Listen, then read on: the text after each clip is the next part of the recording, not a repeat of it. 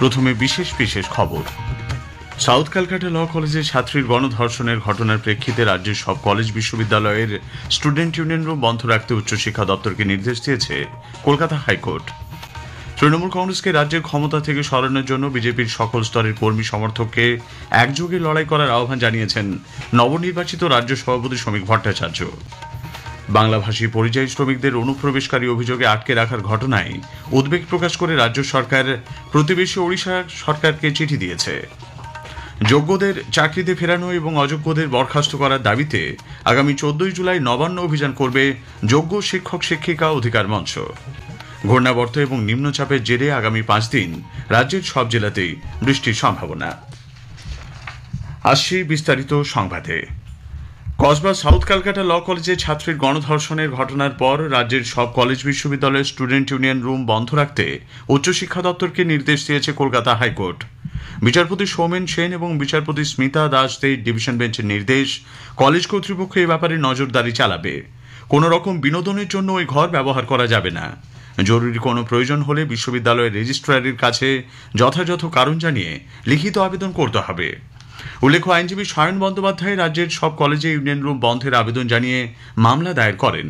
এর আগে উচ্চশিক্ষা দপ্তর আগের একটি মামলায় হলফনামা দিয়ে আদালতে জানায় রাজ্যের কোনো কলেজে ছাত্র সংসদ নির্বাচন হয়নি এবং স্টুডেন্ট কাউন্সিলও নেই। সেক্ষেত্রে কলেজে ইউনিয়ন রুম খোলা থাকার কোনো প্রয়োজন নেই। অপর একটি মামলায় ছাত্র সংসদের নির্বাচন নিয়ে রাজ্যের বক্তব্য জানতে চেয়েছে কলকাতা হাইকোর্ট। আগামী 16 জুলাইয়ের মধ্যে হলফনামা দিয়ে নির্বাচনের বিষয়ে রাজ্যের কি অবস্থান তা জানাতে হবে। ওই একই বেঞ্চে আগামী 17 জুলাই ফের শুনানি। ইউনিয়ন রুম বন্ধের এই সিদ্ধান্তকে স্বাগত জানিয়েছে বিভিন্ন ছাত্র সংগঠন। এবিভিপির রাজ্য সম্পাদক অনিরুদ্ধ সরকার জানিয়েছেন, এই রায় শিক্ষা প্রতিষ্ঠানগুলিতে পড়াশুনোর পরিবেশ ফিরিয়ে আনতে এক যুগান্তকারী পদক্ষেপ। এসএফআইয়ের রাজ্য সম্পাদক দেবাঞ্জন দে জানান, হাইকোর্টের রায় যাতে সর্বত্র কার্যকর হয় সেদিকে কড়া নজর রাখতে হবে।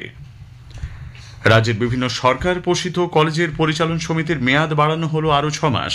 যেসব কলেজে পরিচালন সমিতির মেয়াদ 30 জুন শেষ হয়েছে সেগুলির মেয়াদ চলতি বছরের 31 ডিসেম্বর পর্যন্ত বাড়ানো হয়েছে বলে উচ্চশিক্ষা দপ্তর বিজ্ঞপ্তি জারি করেছে। কলেজগুলির প্রশাসনিক ব্যবস্থাপনা যাতে সুষ্ঠুভাবে চলতে পারে এবং ছাত্রছাত্রীদের স্বার্থেই এই সিদ্ধান্ত বলে বিজ্ঞপ্তিতে উল্লেখ করা হয়েছে। রাজ্য থেকে তৃণমূল কংগ্রেসকে উৎখাত করতে বিজেপির সকল স্তরের কর্মী সমর্থক একযোগে লড়াই করবেন বলে নবনির্বাচিত রাজ্য সভাপতি শ্রমিক ভট্টাচার্য মন্তব্য করেছেন। কলকাতার সায়েন্স সিটিতে দলের রাজ্য সভাপতি নির্বাচনের জন্য নিযুক্ত পর্যবেক্ষক প্রাক্তন কেন্দ্রীয় মন্ত্রী রবিশঙ্কর প্রসাদ গতকাল শ্রমিক ভট্টাচার্যের নাম রাজ্য সভাপতি হিসেবে আনুষ্ঠানিকভাবে ঘোষণা করেছেন। ভাষণে শ্রমিকবাবু বলেন, বিজেপি সংখ্যালঘু বিরোধী নয়, বরং দল চায় সমস্ত ধর্মীয় অনুষ্ঠান একসঙ্গে পালন করতে। দিনের পর দিন একটা সাম্প্রদায়িক বিভাজন তৈরি করে দেওয়া হয়েছে রাজ্যের মাটিতে। আজকে সংখ্যালঘুদের বুঝতে হবে যে বিজেপির লড়াই সংখ্যালঘুর বিরুদ্ধে নয়, বিজেপির লড়াই কোনো মুসলমানের বিরুদ্ধে নয়। হ্যাঁ, আমরা লড়াই করছি আপনাদের বিরুদ্ধে, কারণ আপনাদের বাড়ির ছেলেরা যারা হাতে পাথর নিয়ে ঘুরছে, আমরা ওই পাথরটাকে কেড়ে নিয়ে ওখানে বই ধরিয়ে দিতে চাই। যারা তলোয়ার নিয়ে রাস্তায় নেমেছে, আমরা ওই তলোয়ার কেড়ে নিয়ে তাদের হাতে কলম ধরিয়ে দিতে চাই। এই লড়াই বিজেপির লড়াই, এটা পশ্চিমবঙ্গে বিজেপি করে দেখা। নো ভোট টু বিজেপি স্লোগানের আড়ালে তৃণমূল কংগ্রেসকে ক্ষমতায় ফিরিয়ে আনা চক্রান্ত বিজেপি সফল হতে দেবে না বলেও জানিয়েছেন নতুন রাজ্য সভাপতি।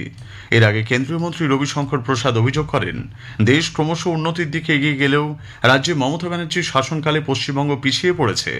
মুখ্যমন্ত্রী নিজে লড়াকু নেত্রী হলেও তাঁর আমলে মহিলারা সুরক্ষিত নন। জীবিকার জন্য রাজ্য থেকে কাজে যাওয়া অনেক বাংলাভাষী পরিযায়ী শ্রমিকের বাংলাদেশে অনুপ্রবেশকারী অভিযোগে আটকে রেখে তাদের হেনস্থা করার ঘটনায় উদ্বেগ প্রকাশ করে রাজ্য সরকার প্রতিবেশী ওড়িশাকে চিঠি দিয়েছে। ওড়িশার মুখ্য সচিব মনোজ আহুজাকে লেখা চিঠিতে এ রাজ্যের মুখ্য সচিব মনোজ পান্ত অভিযোগ করেন, কোনো আইনি প্রক্রিয়া ছাড়াই রাজ্যের উপকূলবর্তী পারাদ্বীপ, জগদীশপুর, কেন্দ্রাপাড়া, ভদ্রক, মালকানগিরি জেলায় বাংলার পরিযায়ী শ্রমিকদের আটকে রাখা হচ্ছে। অনৈতিকভাবে জমির পৈতৃক রেকর্ড চাওয়া হচ্ছে বলেও রাজ্য সরকারের দাবি। রাজ্যপাল ডক্টর সিভি আনন্দ বোস গতকাল রাজভবনে দপ্তরে আচমকা পরিদর্শন করে একাধিক ফাইলের অগ্রগতি পর্যালোচনা করেছেন। বেশ কিছু গুরুত্বপূর্ণ বিষয়ে তাৎক্ষণিক সিদ্ধান্ত নেওয়া হয়। এই পরিদর্শনের সময় দায়িত্বে গাফিলতির অভিযোগে এক কর্মীকে সাসপেন্ড করা হয়েছে বলে রাজভবন সূত্রে জানা গেছে। মহার্ঘ ভাতা মেটানোর ক্ষেত্রে সুপ্রিম কোর্টের নির্দেশ অমান্য করে রাজ্য সরকার কর্মচারীদের ন্যায্য অধিকারকে উপেক্ষা করছে বলে রাজ্য কোঅর্ডিনেশন কমিটি জানিয়েছে। এর প্রতিবাদে আজ 2 ঘন্টার পেন ডাউন কর্মসূচি পালন করবে তারা। সংগ্রামী যৌথ মঞ্চ এতে সমর্থন দিয়েছে।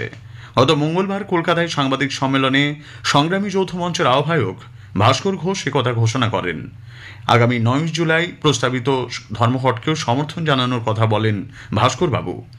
Confederation of state government employees INTUC এবং পশ্চিমবঙ্গ সরকারি কর্মচারী ইউনিয়ন পেন ডাউন কর্মসূচিকে সমর্থন জানিয়েছে। এদিকে চাকরি প্রার্থীদের দ্রুত নিয়োগ, অস্থায়ী কর্মীদের স্থায়ীকরণ, চাকরি হারাতে চাকরি ফেরত, ছাত্রীর গণধর্ষণে জড়িত দোষীদের কঠোর শাস্তি সহ একাধিক দাবিতে সংগ্রামী যৌথ মঞ্চের তরফে আগামী 28শে জুলাই নবান্ন অভিযান কর্মসূচির যে ডাক দেওয়া হয়েছে, যৌথ মঞ্চ তাকেও নৈতিক সমর্থন জানিয়েছে। তৃণমূল কংগ্রেসের রাজ্যসভার প্রাক্তন সাংসদ শান্তনু সেনের ডাক্তারি লাইসেন্স 2 বছরের জন্য সাসপেন্ড করেছে রাজ্য মেডিকেল কাউন্সিল। কাউন্সিলের নথিভুক্ত নয় এমন বিদেশি ডিগ্রি ব্যবহারের অভিযোগ উঠেছে শান্তনুর বিরুদ্ধে। গত বৃহস্পতিবার নিজের অবস্থান স্পষ্ট করার জন্য শান্তনু সেনকে ডেকে পাঠায় রাজ্য মেডিকেল কাউন্সিল। সেখানেই দোষী সাব্যস্ত হন তিনি। এদিকে রাজ্য মেডিকেল কাউন্সিলের কর্তাদের বিরুদ্ধে ব্যক্তিগত আক্রোশ এবং প্রতিহিংসা চরিতার্থ করার অভিযোগ তুলেছেন ডক্টর শান্তনু সেন। স্থানীয় সংবাদ শুনছেন আকাশবাণী কলকাতা কেন্দ্র থেকে। আমাদের সংবাদ শোনা যাচ্ছে ইউটিউব চ্যানেল আকাশবাণী সংবাদ বাংলা, ফেসবুক, ইনস্টাগ্রাম আকাশবাণী সংবাদ কলকাতা এবং এক্স হ্যান্ডেল AIR নিউজ কলকাতাতে। 2016 সালে প্রাথমিকে 32,000 চাকরি বাতিল সংক্রান্ত মামলায় গতকাল শুরু হয়েছে কর্মরত শিক্ষকদের তরফে সওয়াল পর্ব। আইনজীবীদের যুক্তি, প্রায় 43,000 শূন্য পদে প্রাথমিক শিক্ষা পর্ষদ যোগ্যতার ভিত্তিতে নিয়োগ করেছে। শূন্য পদের বাইরে কোনো নিয়োগ করা হয়নি। নিয়োগ ক্ষেত্রে রুল নাম্বার 7 মানা হয়নি বলে মামলাকারীরা যে অভিযোগ তুলেছিলেন তার বিরুদ্ধে শিক্ষকদের পক্ষ থেকে জানানো হয়, প্রাথমিক শিক্ষা পর্ষদ এই রুলে সংশোধন করেছে মাত্র। ইন্টারভিউ বোর্ডের পাশাপাশি একটি সিলেকশন কমিটি তৈরি করা যাবে বলে রুলেই জানানো হয়েছিল। আগামী 7ই জুলাই শিক্ষকদের পক্ষের আইনজীবী ফের তাঁর বক্তব্য পেশ করবেন। ওই দিনই মামলার পরবর্তী শুনানি। যোগ্যদের চাকরি ফেরানো, 22 লক্ষ ওএমআর শিটের মিরর ইমেজ প্রকাশ, অযোগ্যদের বরখাস্ত করার দাবিতে জোরালো আন্দোলনের কর্মসূচি নিয়েছে যোগ্য শিক্ষক শিক্ষিকা অধিকার মঞ্চ। চাকরিতে পুনর্বহালের দাবিতে আগামী 14 জুলাই নবান্ন অভিযানের ডাক দিয়েছেন তারা। সংগঠনের আহ্বায়ক মেহবুব মণ্ডল গতকাল একথা জানান। সাময়িকভাবে অনশন আন্দোলনটাকে আমরা প্রত্যাহার করলাম, কিন্তু অবস্থান আন্দোলনটা যেমন চলবে। আগামী 14 তারিখ আমরা সমস্ত অংশকে নিয়ে সাধারণ মানুষকে শুদ্ধ আহ্বান জানিয়ে আমরা নবান্ন অভিযানে ডাক দিচ্ছি। এখনই একটাই দাবি, যে কোনো মূল্যে আমাদের চাকরি রাজ্য সরকারকে ফিরিয়ে দিতে হবে, আইনি ভাবে হোক বা তাদের কোন স্পেশাল প্রভিশন থেকে হোক, কারণ আমরা আমাদের কারণে চাকরি হারাচ্ছি না। তাই আগামী 14 তারিখ আমরা মিলিতভাবে নবান্ন অভিযানকে আহ্বান জানাচ্ছি। সকল মানুষকে, সমাজের মানুষকেও আহ্বান জানাচ্ছি যে তারা এই অভিযানে যারা আমাদের সঙ্গে থাকে। 2025 থেকে 2027 শিক্ষাবর্ষে ডিএলএড কোর্সে ভর্তির জন্য আবেদন জানানোর প্রক্রিয়া শুরু হচ্ছে আজ। দুপুর 12টা থেকে অনলাইনে আবেদন জানাতে পারবেন প্রার্থীরা। প্রাথমিক শিক্ষা পর্ষদ এক বিজ্ঞপ্তিতে জানিয়েছে, উচ্চ মাধ্যমিক বা সমতুল পরীক্ষায় ন্যূনতম 50% নম্বর থাকতে হবে। 20 তারিখ পর্যন্ত অনলাইনে আবেদন জানানো যাবে। জুলজিক্যাল সার্ভে অফ ইন্ডিয়ার 110তম প্রতিষ্ঠা দিবস উপলক্ষে 3 দিনব্যাপী অ্যানিমেল ট্যাক্সোনমি সামিট গতকাল সমাপ্ত হয়েছে। কেন্দ্রীয় বন ও পরিবেশ প্রতিমন্ত্রী কীর্তিবর্ধন এই সমাপ্তি অনুষ্ঠানে সভাপতিত্ব করেন। তিনি জুলজিক্যাল সার্ভে অফ ইন্ডিয়ার কাজের প্রশংসা করে বলেন, এই সংস্থা বছরের পর বছর দেশে 1,05,000-এরও বেশি প্রজাতির প্রাণীর নথিভুক্তিকরণ এবং একটি সংরক্ষণাগার তৈরি করেছে। Every ministry, every department has been given a mandate to develop their own ideas, their own pathways, their own projects, their own objectives and policies, which will help to take our country forward. And by 2020 and 2047, we aim to again be a big economic power, a global power, and that is the goal. So even in our ministry, taking into account again, like I said, the effects of climate change, we have formed our own goals of how to combat it.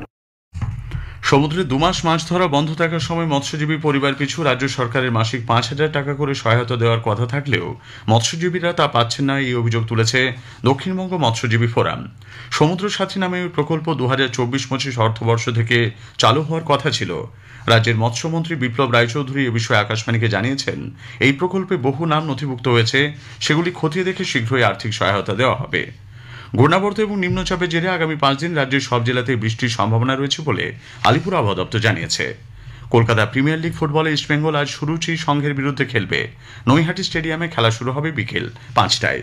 শেষ করার আগে স্থানীয় সংবাদের বিশেষ কিছু অংশ আরও একবার। সাউথ ক্যালকাটা ল কলেজে ছাত্রীর গণধর্ষণের ঘটনার প্রেক্ষিতে রাজ্যের সব কলেজ বিশ্ববিদ্যালয়ের স্টুডেন্ট ইউনিয়ন রুম বন্ধ রাখতে উচ্চশিক্ষা দপ্তরকে নির্দেশ দিয়েছে কলকাতা হাইকোর্ট। যোগ্যদের চাকরিতে ফেরানো এবং অযোগ্যদের বরখাস্ত করার দাবিতে আগামী 14 জুলাই নবান্ন অভিযান করবে যোগ্য শিক্ষক শিক্ষিকা অধিকার মঞ্চ। স্থানীয় সংবাদ শেষ হলো।